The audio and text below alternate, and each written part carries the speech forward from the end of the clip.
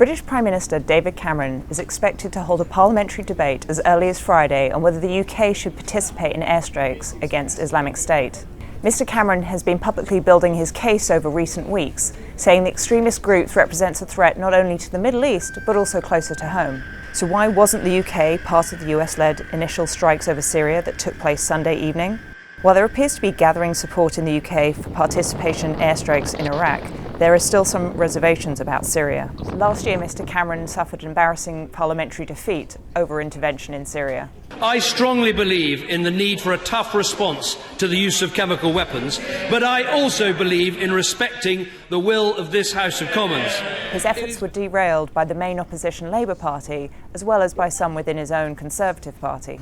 Among the reservations were that there were legal questions because UK intervention wasn't at the request of the Syrian regime, and that there was insufficient support for such a step in the region.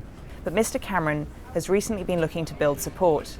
He currently is in New York at the United Nations General Assembly, and he's talking to partners there about what more the UK can do.